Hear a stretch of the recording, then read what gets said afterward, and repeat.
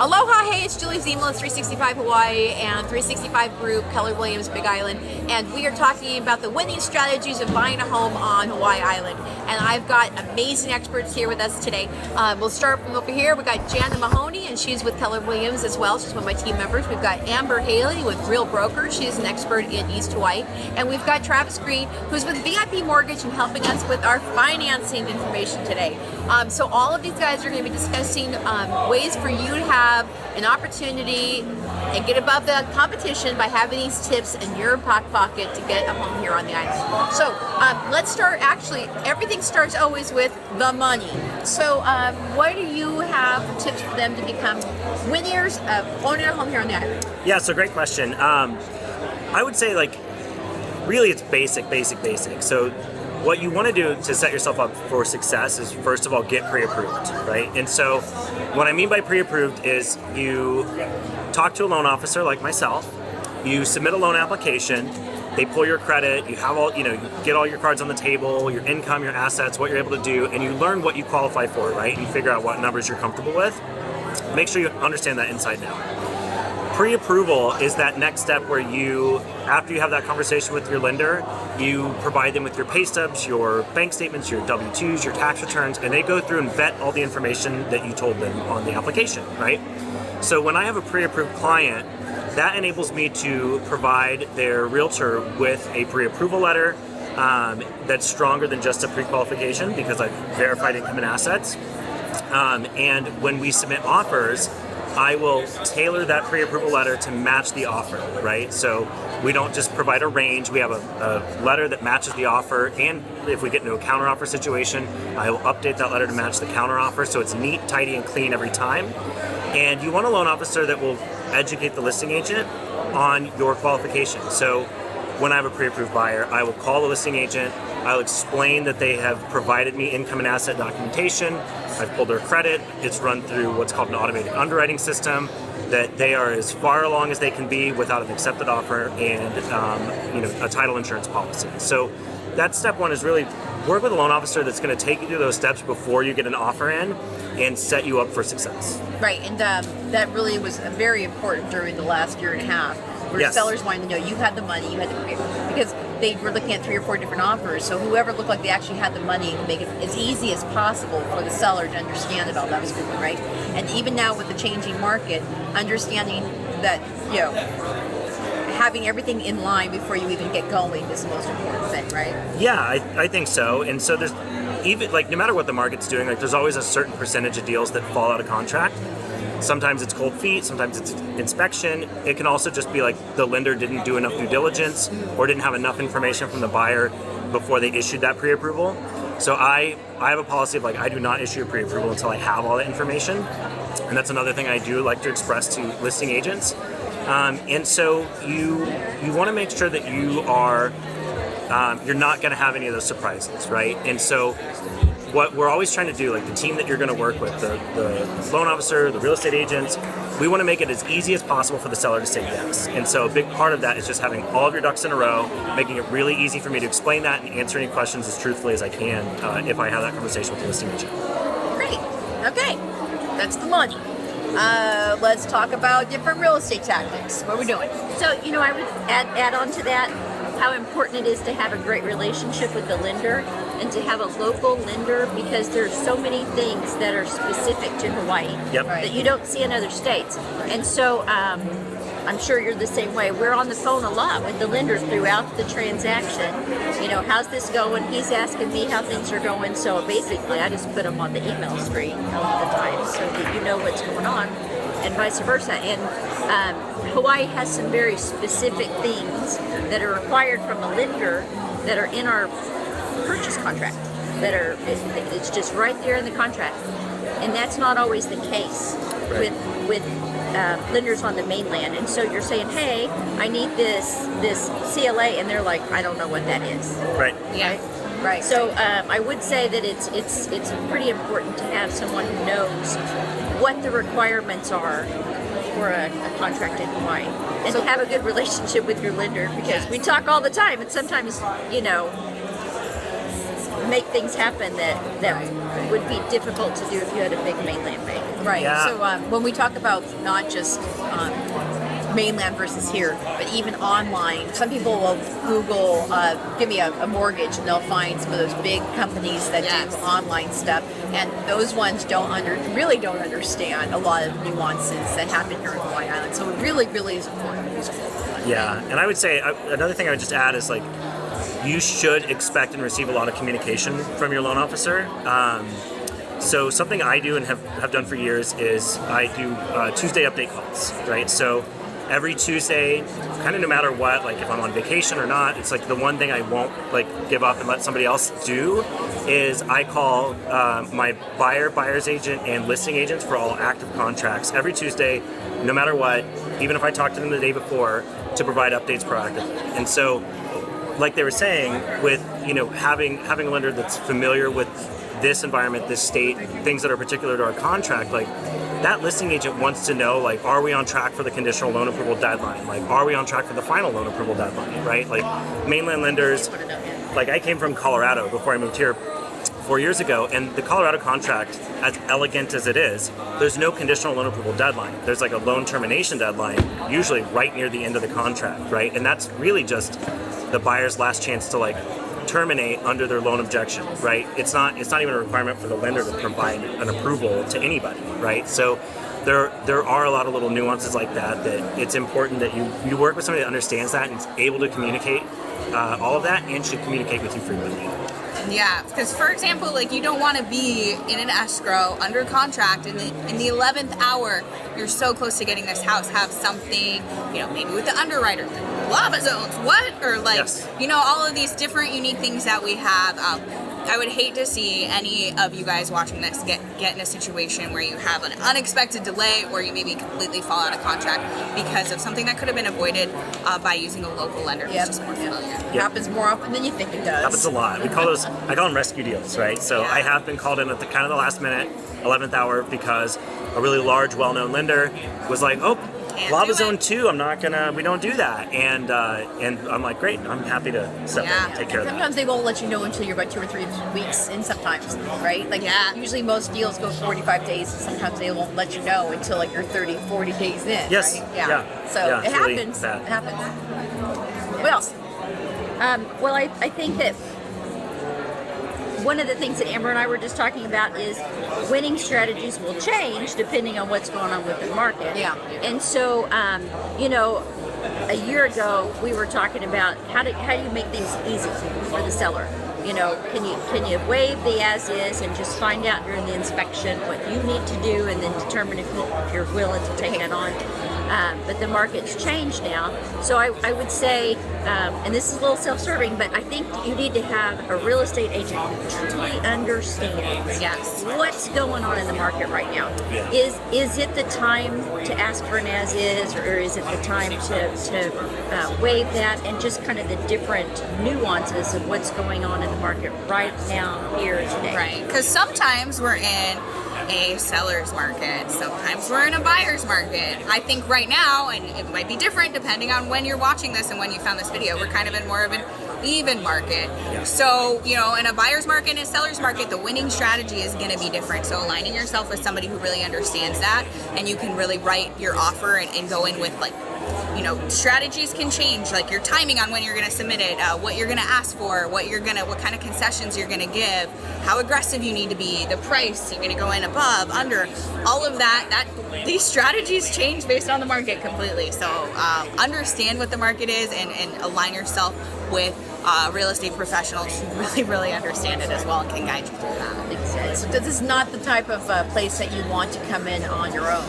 You want to hire a realtor, and don't think that you're going to be saving some money because you're going to go in on FSBO. These are these kinds of things that are and every market in Hawaii Island is different. Yes. I mean, we're talking about that every 15 minutes you get a different thing. Well, that's a different market. That's a different price point. Yeah. So having somebody who actually understands the neighborhood in which you're trying to buy is very important too. Yeah. Another thing I would say to people that would be a winning strategy is to have a good idea where on this island you want to live. Yes. Because it's so different. So you can have jungle on your side, desert on my side. Perfection on my side. Kona. Waikoloa.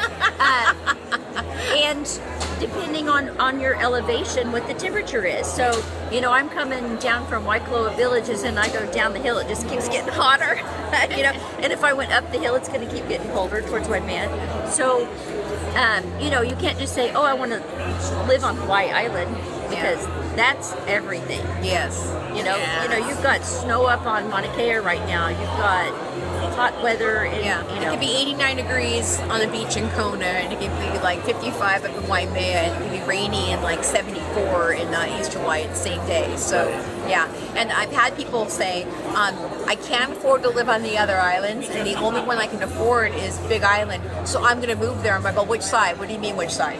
And it's like, no. So, the winning strategy would be know what you're getting yourself into. Watch our other video. And also the fact is that our island is as big as the state of Connecticut. So you can stick the entire island of Oahu right into East Hawaii in the Puna district. So it has varied experiences in terms of socioeconomic experiences as well, where you're going to get different price points around the whole island. And what Amber can tell you too is you're going to get different lava zones, and it completely changes the flavor and the cost of living and housing all over the whole island, right? Oh, everything is different. Like you might be the kind of person that wants to live off the grid and have, solar and catchment and be far away from everything and homestead. Or you might be somebody who wants to live in town. I mean, there's just everything here. So it's a good idea, I think, to come here on vacation and check it out. And quite a few times. Yep.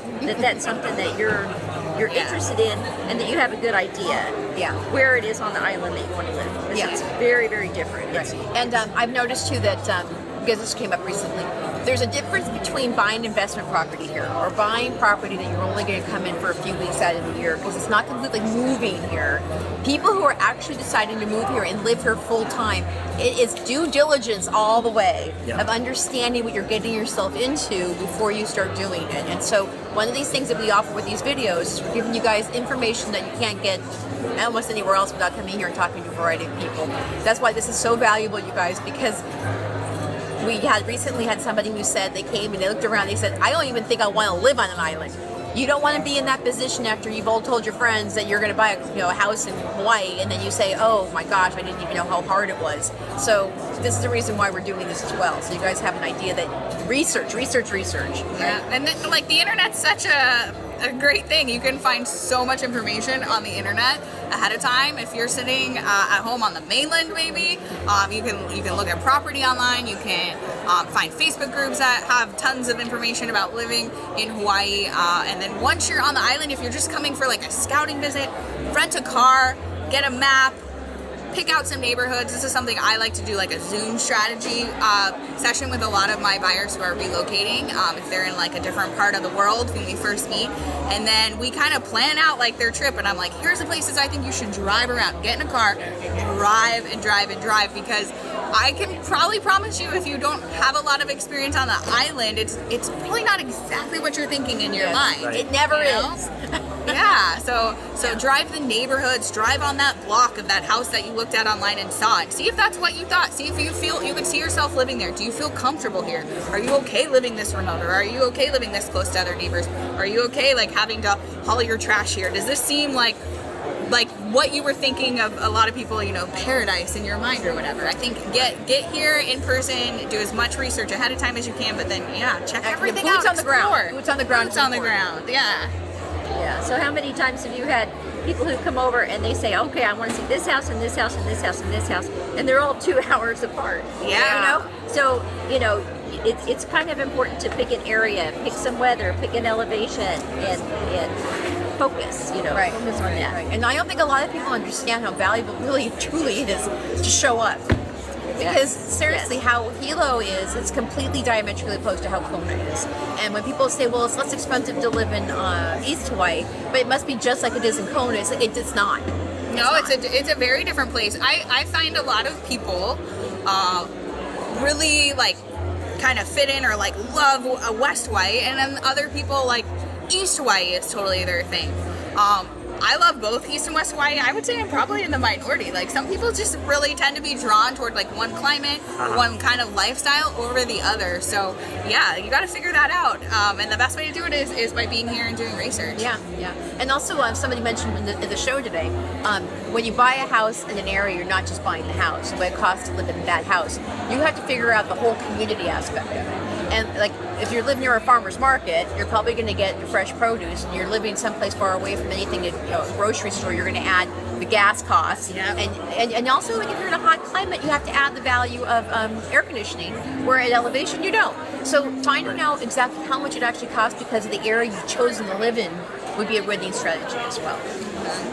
Cost of living on an island, you know, if you're coming from off of an island, you know, we have a lot of like little hidden costs, and you know, everyone knows, like, they talk about Hawaii is so expensive and this and that, but there are like certain things that you will need to like budget and adjust, and you know, anything shipped from the mainland, like you can plan on paying 10, 20, 30% more, all those different things. So it's good to like do that research, find out what you can afford truly beyond just like the house, the lifestyle.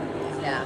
Like, is it for you? I think that's something you have to think about. Like, is island life for you? Because there are other considerations. It's a lot more laid back sometimes. You know, you don't have access to Ulta. Makeup stuff. You know, there are just some things that you don't have here that you're going to have on the mainland that you might be used to. We don't have dollar stores. No, there's no such thing. And people are pretty relaxed. Like, you're at a stop sign and you let other people go. There's aloha. So you have to, you can sometimes see that people are going to have to decompress from their lifestyle on the mainland to be able to come over It's here. not only is the island right for you, are you right for the island? Right. So there's a lot of patience that's needed here, resiliency. If like what Amber was telling people before, that she's learned how to, like, you know, treat her own aunt issues, and you actually have to figure out how you're going to do a lot of this stuff on your own. And if you're expecting people to show up and handle stuff for you, you might not want to think about this island. Yeah. Or at least, like, in some parts of this island, where, you know, labor is an issue. Yeah. So You have to have respect too. I think you have to appreciate how beautiful it is here, and be mindful of wildlife. It's just a different mindset, I think. Yeah.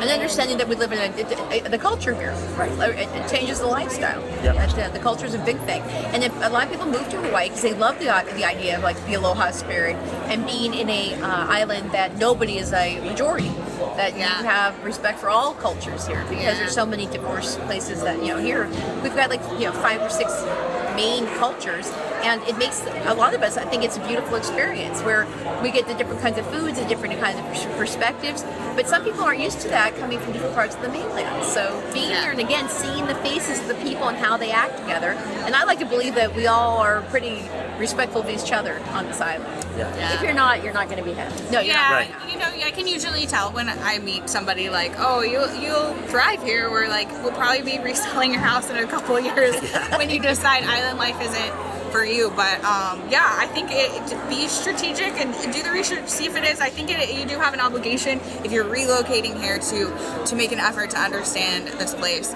the people, the culture, and the land. And it's a beautiful thing if you're willing to do it, but you know, it might not be for everybody. So. It's not for everybody. Yeah. I would say it's not for everybody.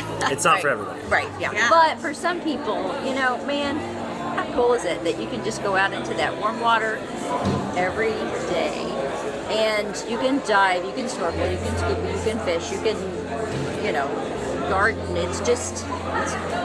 It's amazing. Yeah, I went it's and amazing. saw It is. New Earth being born. A few days ago after work.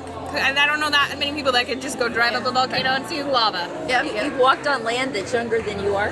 Yeah. By quite a few years, actually. Yeah, the fact that there's always something interesting happening here, right? Yeah. And that's another thing too that you have to get used to, is that we have hurricanes and tsunamis and active lava, and we've got dengue fever, we've got this and everything. This island, there's something always going on this island. Yeah. And I have to say that I don't think you can ever get bored. We've had people say, there's nothing to do on this island. I'm like, oh, this island isn't for you then. Because Yeah. if you can't see the adventure and all It's the cool adventure. things to discover and explore on this island, then you're losing part of the entire experience. There's a Yeah. million things. If you're looking for a place with nightlife and a lot of job opportunities, not Big Island, but the These are two nature of the here, youngest people on the entire island. the nature here is like, I will say something about job opportunities. This is a kind of a non sequitur, but and as far as winning strategies for like buying a home here, Yeah. it seems really, really, really basic. But like, we are very, very, very geographically remote, right? Like, if you tell your loan officer that like, oh yeah, I'm just gonna work remote, like we have to verify that, right? And so like, if you're not ready for us to contact your employer in Wyoming or whatever and say like, hey, is it cool if Josh works remote? You know, it's like you need to have that worked out. Like we have to. We're not going to shock your employer. Yeah, there's a principle in lending called ability to repay. Like we have to verify that you have the ability to repay a loan. And so that means like income. Like we have to know where the money is going to come from to repay the loan. And so you do have to know like where your income's going to come from. And I think it's not often, but I do get sometimes people who contact me and they, you know, maybe they have some savings and they're really excited and they've been here and they've done a lot of stuff to like prepare to move here. But then I'm like, okay, cool. And then, so is your job going to let you relocate? Do you have another job lined up? And they're like, no, I'll figure that out when I get there. And I'm like, okay, so how long are you planning to rent before we can get you you know? And you have to know, like, you have to know where your income is going to come from. And also to that end, it can be kind of an arduous process to get an offer letter, hire letter, confirmation of employment, and start date and all that stuff if you're starting a new job here, just because for the reasons that other things kind of take a long time here, right? And so some places are understaffed, some places it just takes a little bit longer, right? So I would say like, know where your income's going to come from, like be realistic about that, and then like have realistic expectations for like what your loan officer and that lender is going to have to go through to like verify that that's all in place. It seems like kind of seems basic, but it surprises people. Yeah. So When I first important. came here, I thought that I would get a marketing job, a full-time marketing job with benefits, pretty easy. I've been here for 15 years, never got that job. She made it for herself. I did. You have to be. That's exactly. And get this. It's very hard to get a mortgage when you're creating your own business in Yes. a new island. Yes, So. yes it is. Yeah. In fact, I think that another winning strategy is making sure that you have a nest egg. Yeah. Because Yes. sometimes things don't work out the way you think here financially, Yep. and that things are sometimes more expensive, especially when you first get here and you think you want to go on snorkel tours and dolphin experiences and drink Mai Tais half the time. You start to realize, oh, I need to get a second job. And so, you know, there's that point too. Sometimes you don't understand how expensive it is until you're actually spending a few months here, right? Yeah. Yeah. So, Yeah. Absolutely. Yeah. and then friends. Winning strategies is also, like I put the whole friend experience in. Get involved, volunteer. One of the things I offer through 365, the Kona Newbies Group and the Hilo Newbies Group and the Kahala Newbies Group, Janet helps run that, is having people help you create community. And coming here with nothing, with nobody, is a recipe for loneliness. And also, if anything bad happens to you, you have no one to lean on. So reach out to one of our groups ahead of time and start making community happen before you get on the island. So that way, at least you might be able to make some new friends. And we've had people create really great friendships in those groups, and they become friends once they buy houses together on this island. So It takes intention to get plugged in here. It's really easy to become an island on an island if you let that happen. So yeah, it's a great strategy. Did you make friends when you first got here? I had a couple friends here, but Yeah, they were very generous with their friend group, and Here, have some more. yeah, it was kind of like, so my wife and I moved here actually, I don't know whenever you're watching this video, but 4 years ago, like tomorrow. And so we got here and it was January at the time, and a friend of ours like just introduced us to a bunch of friends kind of right away, like the first week we were here. And then a couple weeks later was the Super Bowl, and they're like, just come to our house for the Super Bowl. And then we met like 20, 30 more people, and we're still friends with most of those people to this day. And so we've branched out from there. But yeah, that was a big concern, even having a couple of friends kind of built in already, was how are we gonna, you have a rich social life probably wherever you're coming from. And so, it can be intimidating to not have that anymore, or to wonder how you're gonna start. It's like starting at a new school or something. Yeah, for sure. Yeah. And beyond just the social stuff, I'll say like because I live pretty remote on this island, you know, like sometimes the power goes out. We have tropical storms, we have hurricanes. We lean on each other in a way that probably very few places in the world you might need to lean on people. You know, say something crazy happened in the world shut down. Like, we haven't seen that, but it happens.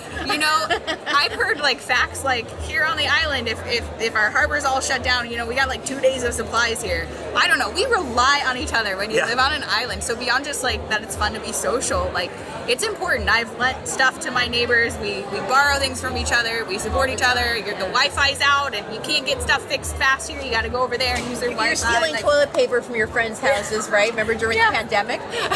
Yeah, we rely on each other as an island community, so it's good strategy to get plugged in. So learning how to ask for help.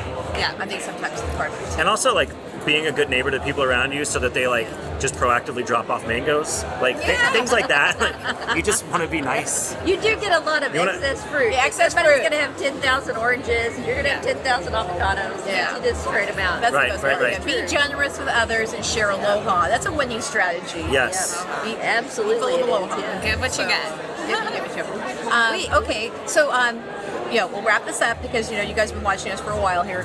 But I just ask that you guys consistently look at the different videos that we've created from this whole thing. I think you guys are really giving people a really good idea what to look for, what to be aware of, how to make it happen.